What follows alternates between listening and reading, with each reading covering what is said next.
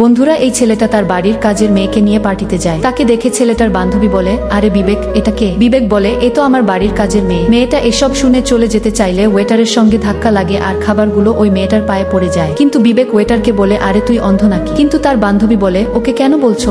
অন্ধ তো তোমার এই বাড়ির কাজের মেয়েটা, চলো পরিষ্কার করো এটা। মেয়েটা কোনো উপায় না পেয়ে জুতোটা পরিষ্কার করে দেয়। ছেলেটা ওই মেয়েটাকে একটু সহ্য করতে পারতো না। পরদিন ছেলেটার মা বাড়ির কাজের ছেলেকে বলে, আমার ঘরে কে ঢুকেছিল? সেই মুহূর্তে ছেলেটা রুম থেকে বেরিয়ে এসে বলে, কি হলো মা? মা বলে, আমার ঘর থেকে পয়সা চুরি হয়ে গেছে। ছেলেটা বলে, বাড়িতে চোর থাকলে চুরি হবে না, ওই দেখো চোর এসে গেছে। মেয়েটাকে তার মা বলে, যে থালিতে খাচ্ছিস সেই থালিতে ফুটো করছিস, যা বের হও। মেয়েটাকে মিথ্যে বদনাম দিয়ে বাড়ি থেকে বের করে দেয়। তারপর মেয়েটা মিথ্যে বদনাম মাথায় নিয়ে রাস্তার ধারে বসে কাঁদছিল। আর রাস্তা দিয়ে ছেলেটার বড় ভাই প্রাইভেট কারে করে যাওয়ার সময় তাকে দেখে কার থামিয়ে তার কাছে যায় আর তাকে নিয়ে আবার বাড়িতে যায়। আর তার ভাইকে একটা থাপ্পড় মেরে বলে, তোমরা দুজন জানো একে? আমি যে কোম্পানিতে জব করি সে কোম্পানির মালিকের একমাত্র মেয়ে। আরে ওর কিসের অভাব আছে? তারপরও আমাদের বাড়িতে চাকরের মতো পড়েছিল শুধুমাত্র তোকে ভালোবাসে বলে।